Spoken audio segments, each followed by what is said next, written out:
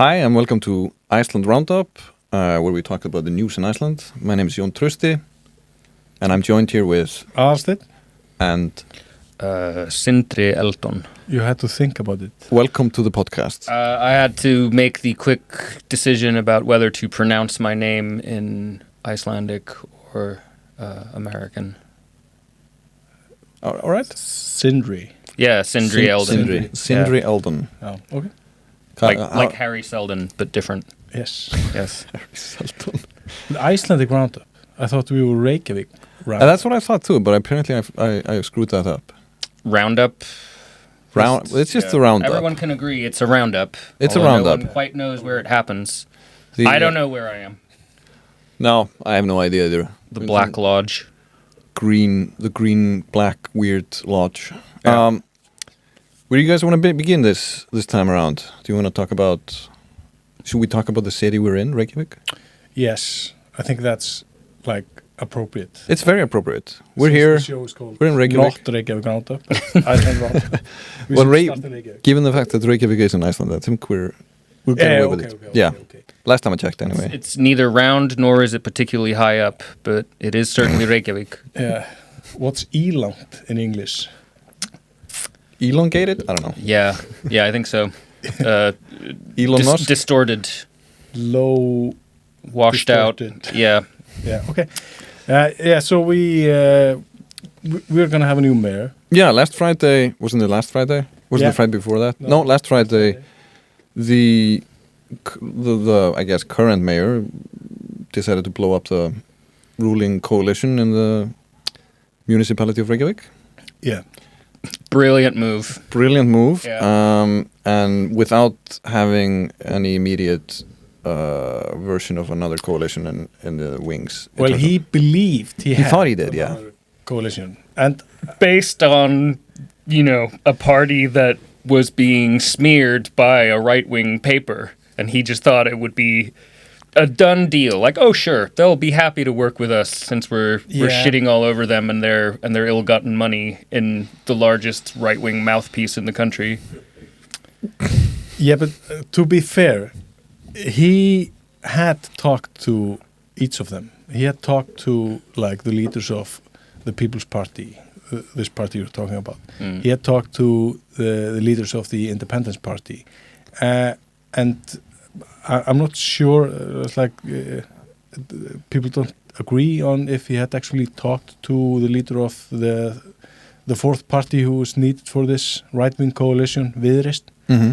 But according to what I hear, the ultimate leader of the People's Party, Inga Sæland, the queen of the People's Party, the queen of the founder, the queen, owner, the Tsar, the owner, yeah. Mm-hmm.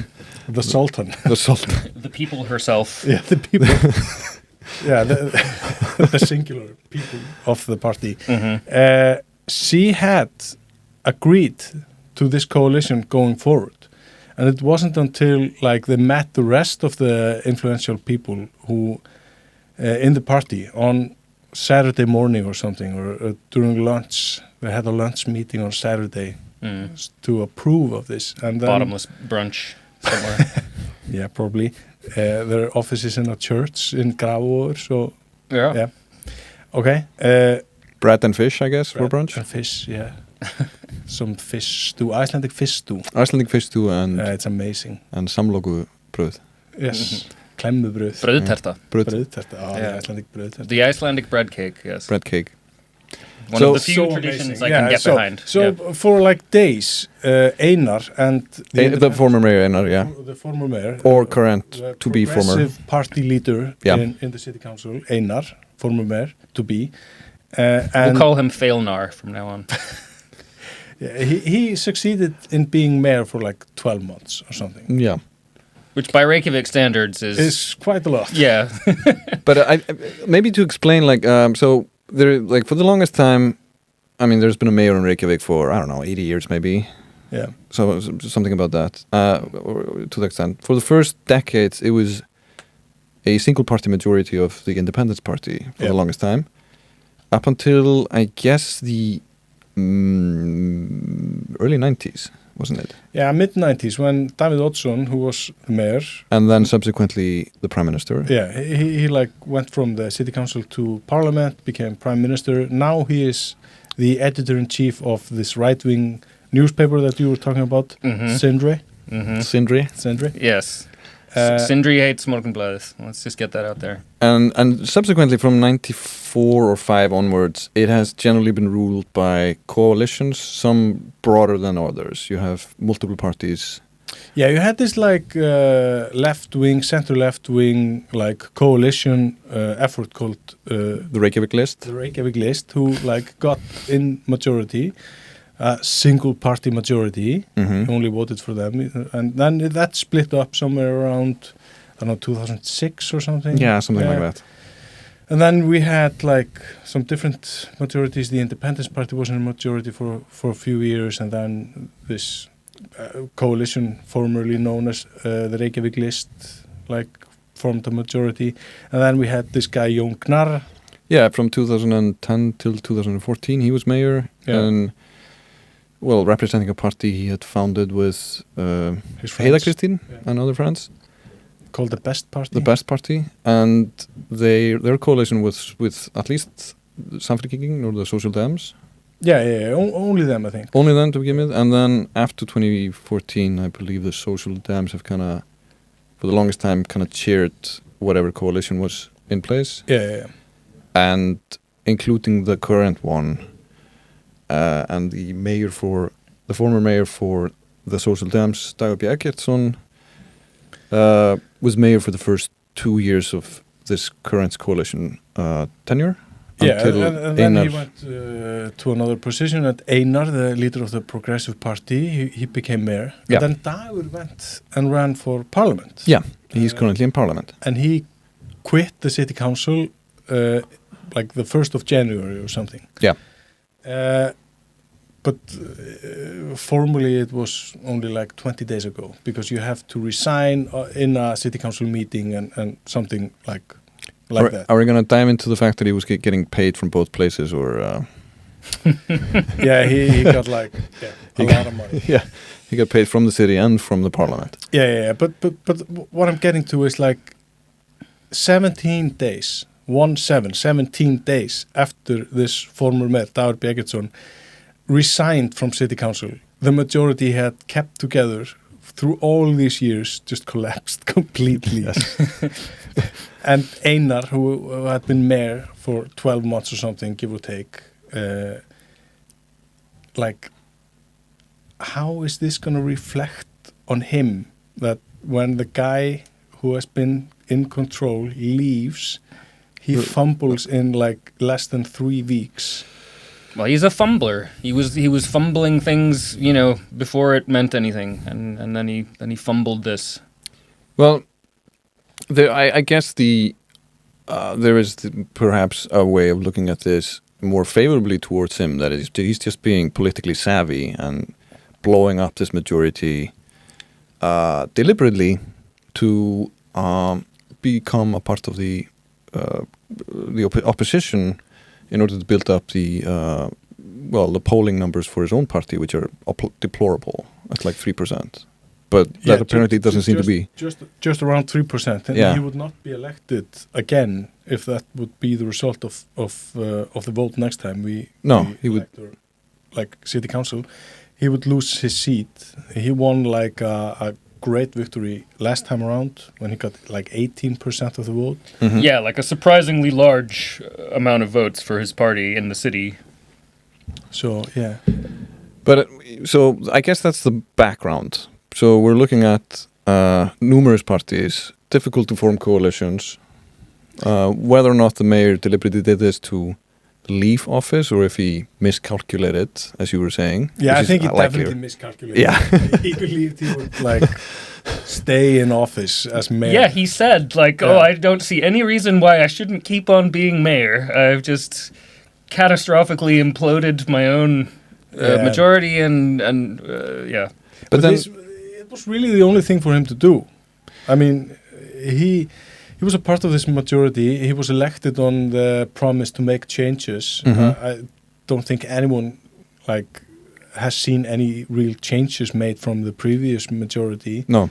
So, I mean, what did he have left to do? I mean, that's also fair. So, I mean, either way, politically it makes sense to, try to change. Fail really hard. Well, yeah, to an extent. But, Get it off the bucket list. So right back into what you were saying, Aðalsteinn. So he seems to have thought last week, prior to the weekend, that he kind of had this in the back, and then the People's Party decided to meet at church to have some fish and bread. Yeah, but the People's Party is like a populist party. Yeah. It's like their decisions are just based on what's popular at the moment. And I mean, they don't call themselves a populist party, but I think they, like, if you go into the nitty-gritty details of the definition of a populist party, they would agree. It doesn't get much more unpopular than Mayor Feilnar. But so like whichever way the wind blows, thus they go, I guess. Yeah, I mean, the Independence Party, after been like in a single party majority in Reykjavík for like decades, they haven't really succeeded in. I mean, they are the biggest party in the city council. It's like with most city council members, but for the past like 15-20 years, no one has like wanted to work with them. Yeah, they're slowly running out of people who are willing to put up with their horseshit. Yeah, so it's like it wouldn't be seen like favorably by voters, I think. For the People's Party. Yeah, no. Especially if, like I said, if Morgunblaðið is, engaged in this smear campaign against their leader, like how would it have looked for them to be like, oh yeah, sure, we'll work with you in city council and enact your right-wing agendas? Yeah. But I guess also, like, even though that former Mayor Dagur Bjarkason and the Social Democrats stayed in the majority during the last municipal elections 3 years ago or so now, they haven't exactly been popular recently. Well, but still... Have they? Turns out running Reykjavík for 14 years doesn't make you very popular in Reykjavík. But they are still like in these polls, the opinion polls, like they're still like the second largest party. They have a higher share of people willing to vote for them than actually voted for them in the last election. Okay. They would gain a seat in the city council. If it like went like the polls show now. Okay. And surprisingly, Dagur last time, because they do a yearly poll on favorability of elected officials in the city council, just like they do with the government, and the leader of the Socialist Party, Sanna Matarina Mörtudóttir, who is now in talks about forming a majority now, she was like had the most favorable rating, yeah. And Dagur was there after her. Huh. Okay. He wasn't hugely popular, but he was in second place. That DILF charm takes a long time to wear off. He's good looking. He's very amiable. I mean, it's. Yeah, and he's a doctor. Also, he's an MT. Yeah, true. Am I right? He's a tall drink of water. Yep. Yeah. And he has his private parking space downtown, which he owns, like personally. I saw him leave City Hall once with like a brown paper bag, like a red wine bottle, at like 5 p.m. on a Friday. He looked really happy. Yeah. I'm doing something right. Doesn't have the kids this weekend. And he has like 6 kids, doesn't he? Or 5 or something like that. Yeah. Yeah. Something sort of near the numbers you're working with I have yourself. Perhaps not Elon Musk numbers, but he's getting there. No, but but I mean, what I was going to get to is even though those ratings have been fine, like people who have kids in Reykjavík who have to have kids in preschools aren't particularly happy about how things are working out. No, definitely not. And probably not voting. Yeah, and there have been some problems with sort of the basic services of the city over the past years, and they haven't really been improving much. No. So there have been promises about getting kids into preschools at a younger age. It's never worked out, and you're lucky to get them in there at the age of 2, it seems. Yeah, but the thing is, like, during the last election, it's like no other party was like offering any solutions to this. That's the problem, yeah. So nobody has any solutions to the problem. Yeah, I mean, and you got to wonder if any of it is even their fault. It's just like, you know, a natural result of, you know, abnormally fast city growth. Well, to an extent, it's also maybe a result of legislation passed in Parliament that, or, you know, changed. One of the things that have changed is, I think, if I recall it correctly, that the people who used to work in preschools were eventually became licensed teachers, and then all migrated up to in huge schools. Because where better the pay is paid. better. Pay, yeah. So they kind of lost. The solution to this, Yeah. like in a free market society, I mean, obviously, is to pay these kindergarten teachers better. Yeah. But that seems to be the only thing we're not willing to do. So, I mean... Well, at least they're running down the list of other options now. They've been doing that for a while, and it isn't working out. Like, I know you're pissed off, but can you blame them for being on strike? No, I mean, I get it completely. And I just always find it so funny because left-wing, right-wing parties, we in Iceland all believe in the like free market and market solutions and stuff like that. And not the Socialist Party, but yeah. I mean, in a way, they do. Yeah, they do. I'm just being a smart ass. Keep talking. I'm sorry. No, I'm just saying. And like, it's the fundamentals of the free market that you can... Everybody signed up to somehow. Yeah. We've talked about this, not here, but you and me have talked about this, and maybe you and me too. We're always talking about the capitalist society we live in. Yeah, but there is... What else is there to talk about? There's... like, when it comes to basic things like our fishery system, we don't want the market involved in that. It's like we have this quota system, which is like the quota was distributed some late in the 80s, and that has just stayed the same. Yeah, it's hilariously unjust if you have a cruel sense of humor.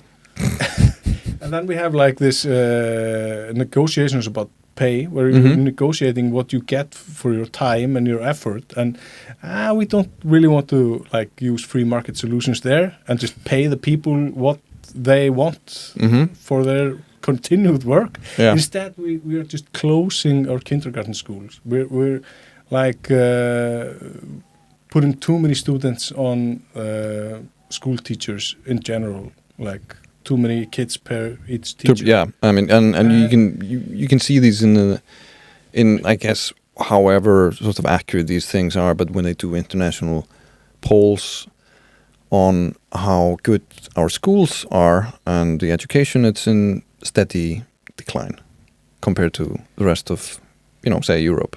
Yeah. So honestly, it's showing. I feel like it was never that good to begin with. Like, I feel like when I was in grade school, it was just like, because I lived in London until I was like 10 and I moved back, and it's just like, I'm way ahead of all of you guys. Like, well, that's also your like natural like smartiness. But I'm not that smart. I know how to sound. That's what they all smart, say. But I'm not. Don't believe my them. grades would tell you otherwise. Don't downgrade yourself. But this is gaslit about your own. My own intelligence. I wonder if this is how Elon Musk feels. Yes. Yes, I am smart. You know what? I think so. I guess what you're saying, and I agree with it, is that, and it's not an Icelandic phenomena exclusively. It's a very Western European thing that no matter where most elected parties, parties that actually have some, at least seats in parliament or in municipalities, generally, regardless of where they are on the political spectrum, it seems like since the 19th onward, everybody's kind of signed up for that free market thing. And it, I kind of get it why that happened at the beginning. The Soviet Union fell, the alternative died. But yeah, it was this great PR coup for capitalism to convince everyone that there is no alternative. And the famous Francis Fukuyama book, The End of History, and liberal democracy, blah blah blah, all that shit. Yeah. And then you have 30 years and things like where you had reasonably strong institutions like we did, you kind of slowly see the wheels kind of coming off because everything is kind of solved by another market solution, and it doesn't necessarily work in all aspects of the economy or the society. Yeah, but I'm also saying that we're not willing to use these market solutions when it comes to certain things. Apart from that, which is beautifully weird at the same time. We can see it in, I mean, you've taken a couple of examples there, but there is also like, at the same time we also started believing like in this, what is now just less than 400,000 people in the middle of the Atlantic. We're still kind of buying into the idea that competition works in Iceland. Which is fucking which is a ridiculous. part of a free market thing. Which, in our experience, it doesn't at all. No, the big companies that are like have some sort of monopoly in Iceland, they always like explain it like, oh, we're in international competition. You have to look at it that we are competing with international markets. Yes, so we are only sucking all of your blood to fuel a machine that can compete with international blood-sucking machines. That's one way to put it. That's one way to put it. I read a couple of your articles, well, until I hit the paywall. I read the beginnings of some of your articles about like the monopoly shenanigans that's going on here with like the mayonnaise and the... Yeah, like we gotta do like a whole episode just about Kaupfélag. And then it comes to like, you know, there's you have these cases of like some free market ideas, like in the groceries industries you tend to have three players. I mean, they may not directly, you know, talk to each other about, you know, having similar prices, but it's like a quiet relationship where it kind of works out good for everybody. Yeah. And to like top off the shame of this to an extent for the average Icelander. And you can see this also in another market which we're familiar with, which is the housing market, which has been run on free market ideas for a very long time, and it's absolutely broken the housing market. Then you end up in this really funny cycle where you have, on the housing market, these gigantic, what do you call the companies that rent out apartments again? Assholes. Anyway, these you know, these companies that own a bunch of real estate and they rent them out to, you know, normal people. And in some cases, these specific entities are then also owned by some of our pension funds. Don't get me started. No, and then you have this really weird circle. You can't really pay your rent because you have to make sure that the investors in the rental company, which are trying to make enough money for your pension on your behalf, get enough money so you can get pension. So it's like a circle. The rent is so high, just to make sure that you can get.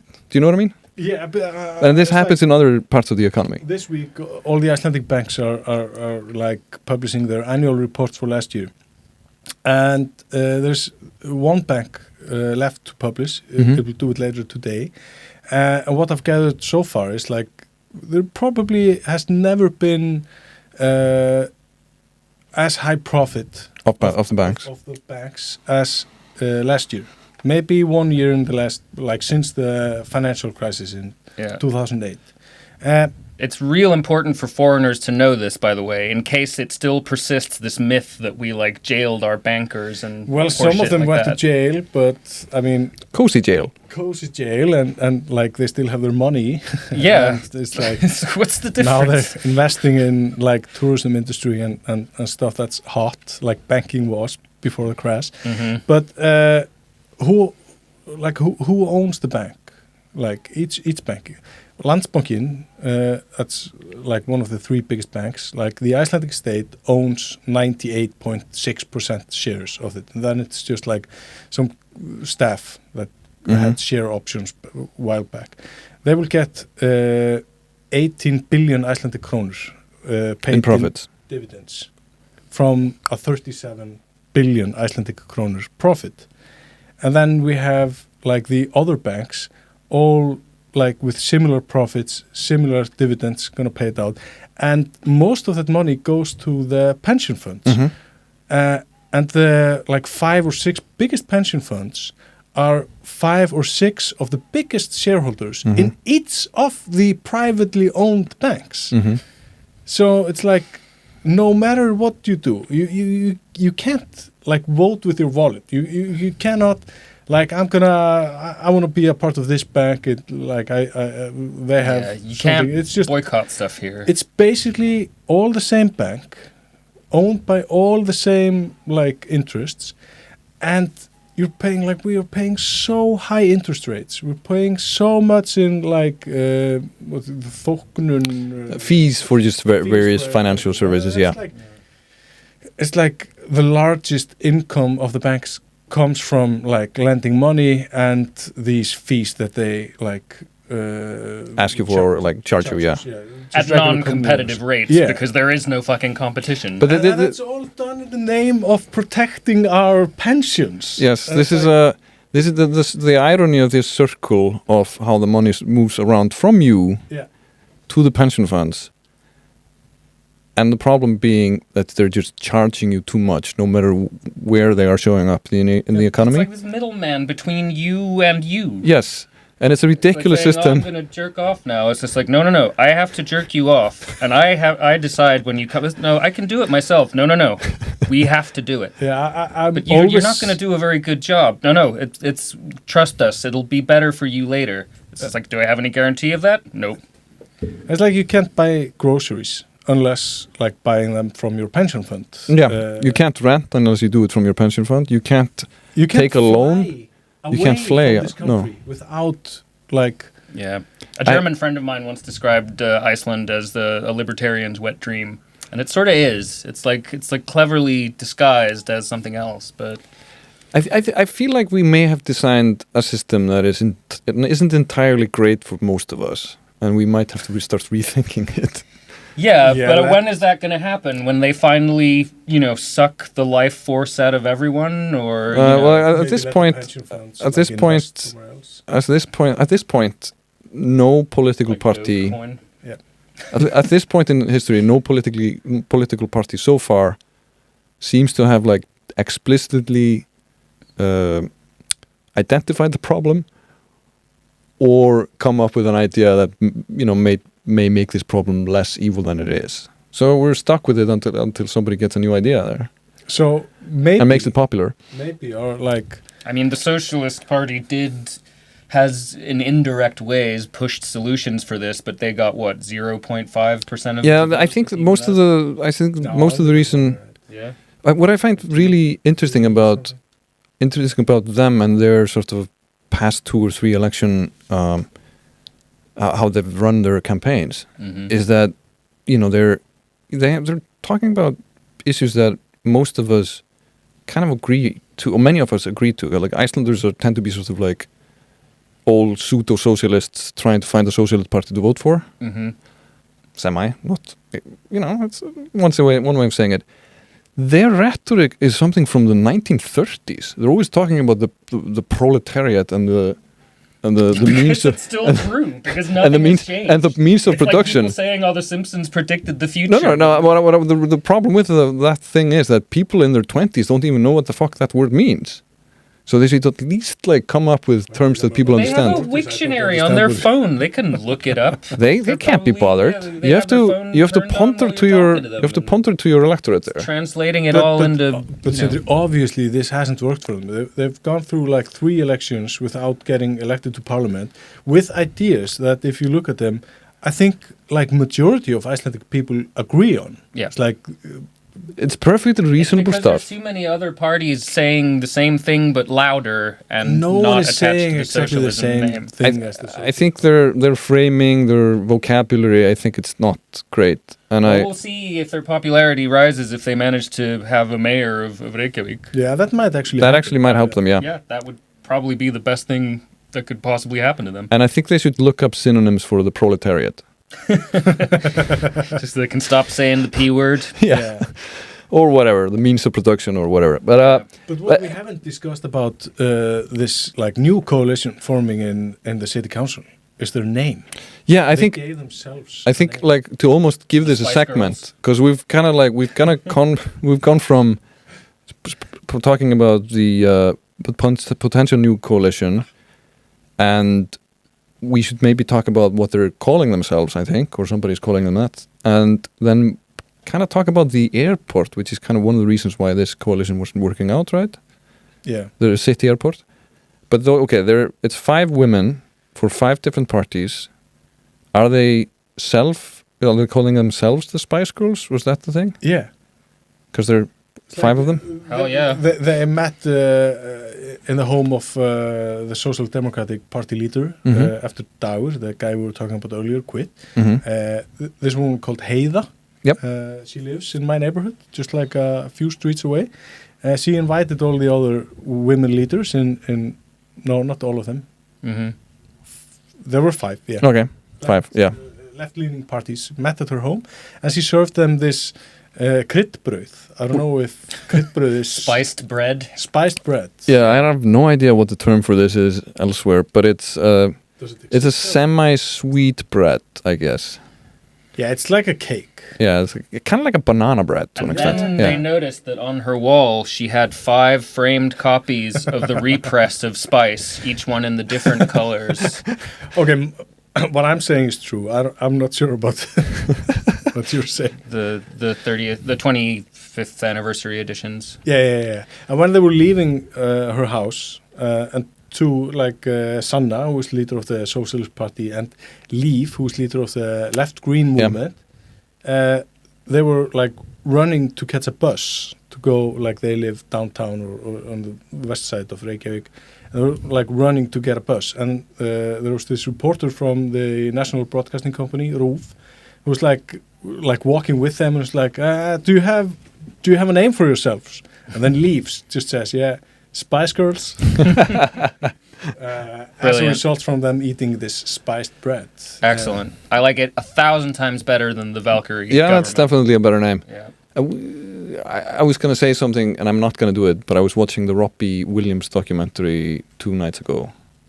Well, not the documentary, biopic, where he's played by a monkey. Yeah, because he wasn't actually a monkey. No, so it's a biopic, sorry. Yeah. Wrong name. It's not found footage. Which the Spice Girls are obviously mentioned, and I'm not going to repeat what he said. I can't repeat what he said there.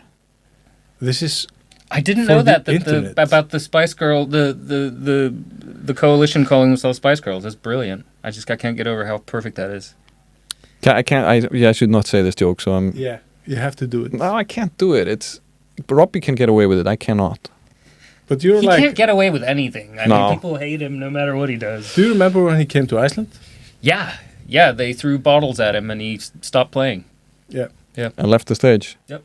I thought it was a cool move. It's fuck you guys. I wasn't sure if you were saying throwing a bottle at him was a cool move. Oh. Or him leaving. Him leaving. Yeah, I mean, I think people, should be free to express their feelings toward a musician by throwing, bottles at them. It's part of the risk of what happens in the business. But then we also have to accept the musician's right to fucking leave the stage and stop playing if that starts happening. It's just the hell with you. I don't We live in a free society, you mean? Yeah, there's consequences to people's actions. But what are the free market fundamentals of someone has paid to see him perform and then he doesn't perform? The free market can go fuck itself. Okay. That's the answer to that one. I think the free market has screwed us so many times that, what did Hunter S. Thompson say? Pay the ticket, take the ride, something like that.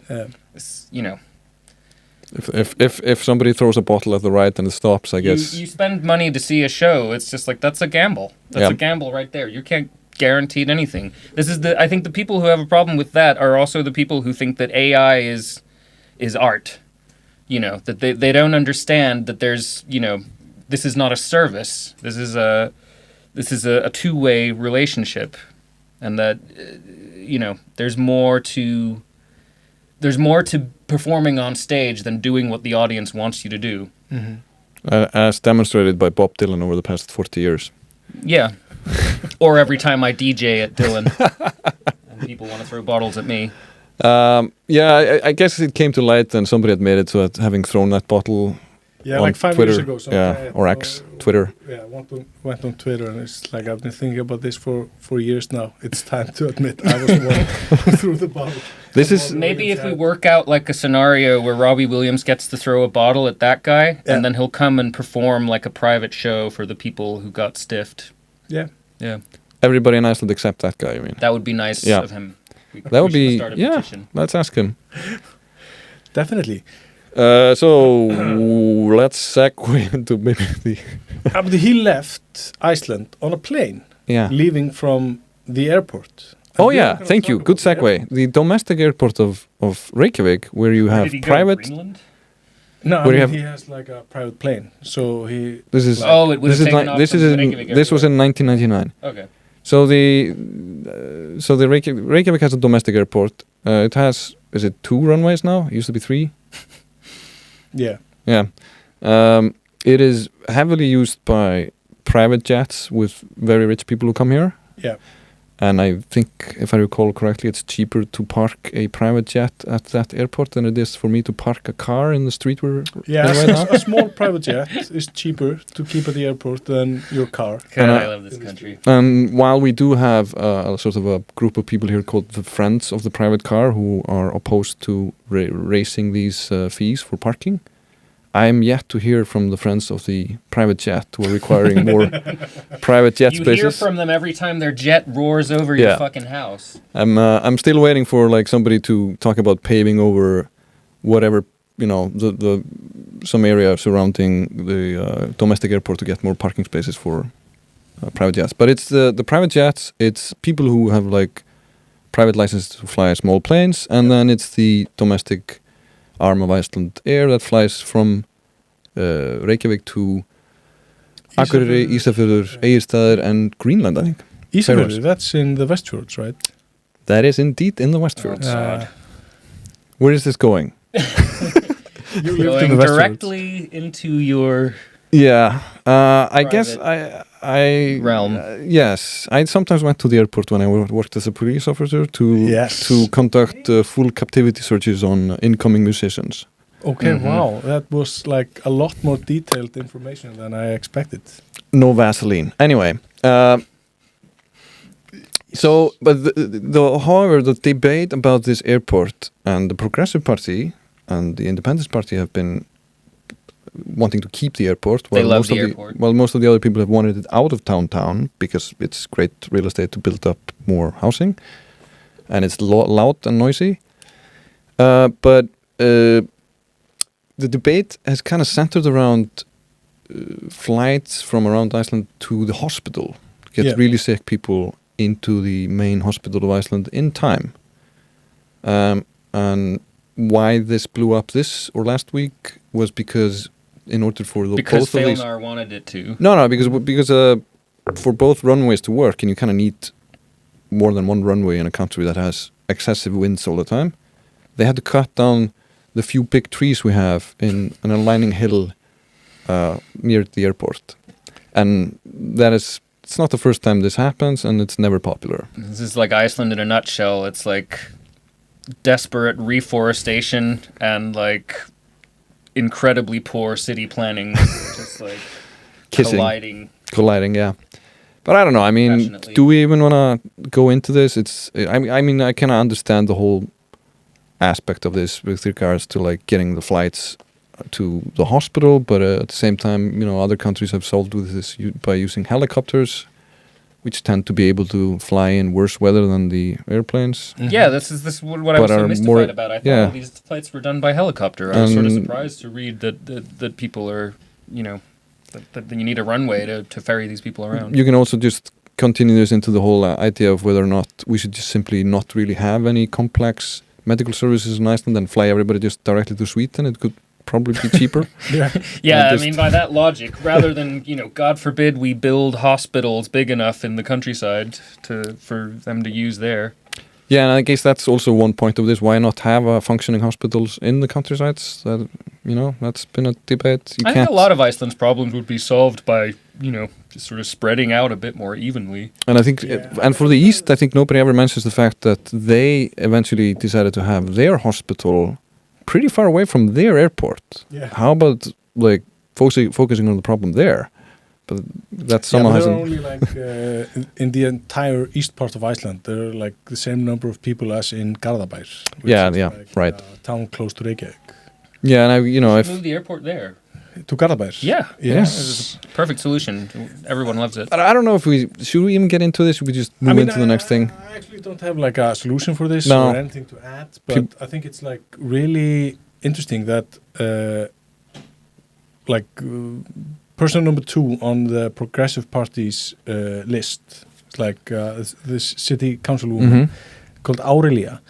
Her house, at least she used to live there, is situated at the end of one of these runways. It's like you might remember Is she a goose? No, she's a person. You might remember a video that went viral in Iceland like 2 or 3 years ago of a guy who was like walking his dog, and then this airplane landed, and he was like sucked into the. No, he just like not into. No, but he like the wind was. He just like fell over and just like was pushed by the stream coming from the jet engine. Stream. Yeah. Her house, her garden is literally a stone's throw away from this, and she lives like at the end of the runway with her entire family. Her kids live in the next house. Her ex-husband lives in 2 houses over, and it's like she is a fierce supporter of this of the airport staying where it is. I would think she would be the first person. Maybe she's wanting deaf. to. Maybe like why my problem would be that I would have one song repeatedly playing in my head if I lived in that house, and that's Back in the USSR, which starts with that sound. You have that song stuck in your head all the time anyway. Yeah, I guess so. I mean, I live pretty close to the airport, and honestly, You like it. You like the airport. No, that's Love it. not where I'm going with this.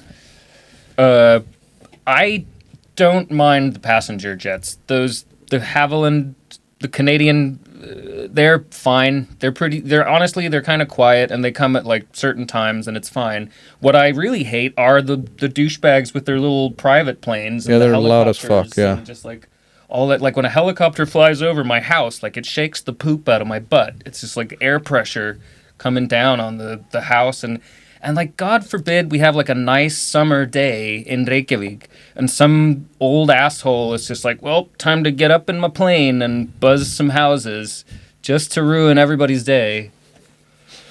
So like if we just remove that aspect of the airport, and like I didn't even know about these medical flights, I doubt it's bothering anyone. Like we can have some sort of compromise, but yeah, I mean if people just want to build ugly new apartment buildings there, like is that really going to solve anything?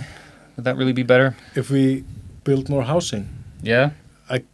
I think. Haven't we built tons of houses already? Yeah, but we're still like missing a lot of houses. But that might be the solution to the problem you were talking about earlier about spreading out across the country. Yeah. That might be the result of this housing crisis in the city capital.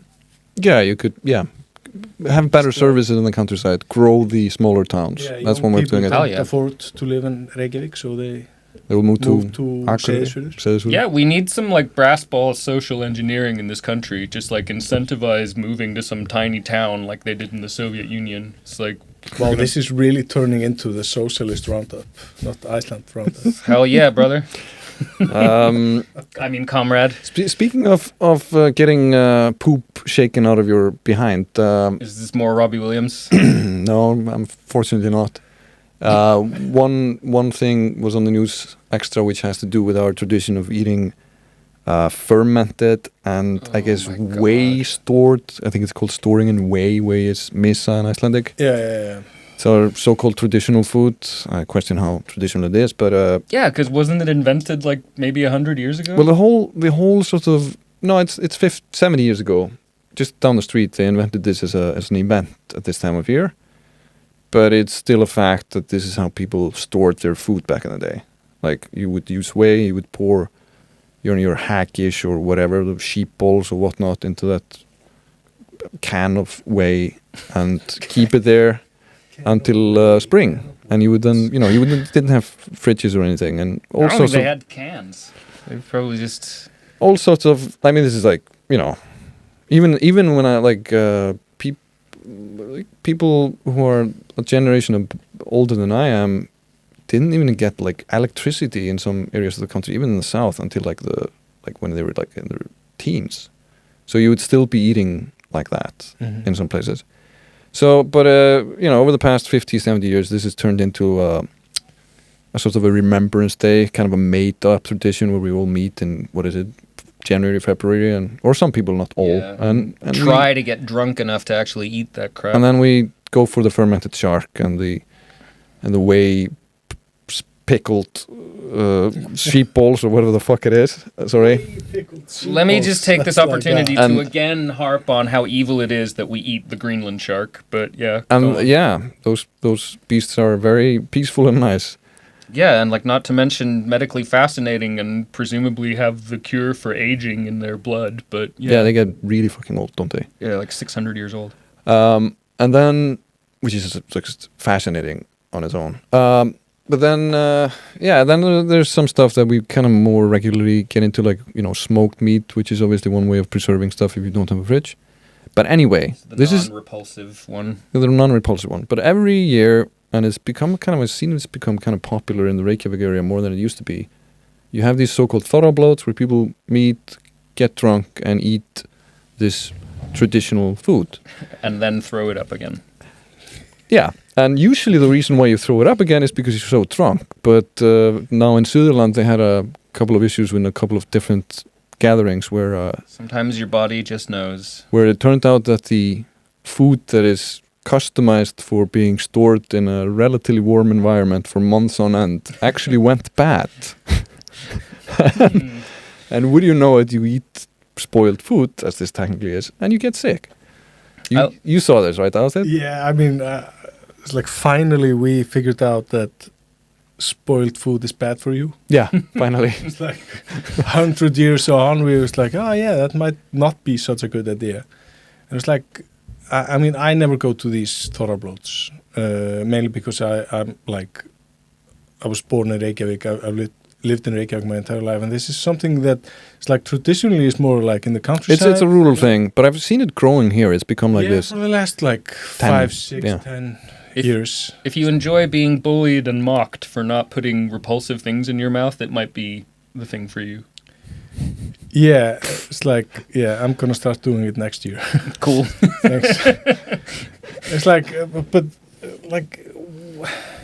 why does this surprise anyone that this might go in that direction? I love how the tourist industry is teaching us all these obvious lessons. It's like, oh yeah, maybe we shouldn't take people sightseeing inside a glacier in the middle of summer. Yeah, I think I'm taking the kind of the opposite view here to an extent, because like the astonishing thing here with these 2 food poisoning cases and 2 of these thorrablóts, both done by the same catering company, which then turned out didn't even have a license to do so, is that you take food. So traditional. They had a license to they didn't make this food themselves. They bought this from some place, and it's basically, it's obviously like it's made the way it's made, so it's not exactly nice, but it's made for kind of not going bad in situations where it should go bad, like. And they kind of managed to somehow take something ready-made and poison it. It speaks to how poorly run a lot of like these companies which are. is on its own is an achievement. There were 2 types of germs in this that are very bad for you for very different reasons. And somehow from the moment they bought this and until they catered this on site, this somehow, by just standing out somewhere in the heat or something, went bad, which is, like, listen up, potential tourists, like, this is not actually food, this is like a fear factor dare thing, and like, do this at your own risk. Yeah, nobody eats this really. But it's people do. People got sick attempting to eat it. I have an anecdote for this if you want. A couple of them. Come on. So, I was referring to a place where I would stay for the summers in Laugarvatn, next to Laugarvatn, where they didn't get electricity until pretty late on. And when I was there for the summers, we would they had cows, blah blah blah, but we would also fish in the lake, trout. And the trout, we would bring in the trout in the morning. You would usually get like whatever it's called to take off the main good bits, and those were like sold off. and then the rest of the fish was put into a barrel out on the outside of the building. Yeah, I know where this is going. And it just fermented there.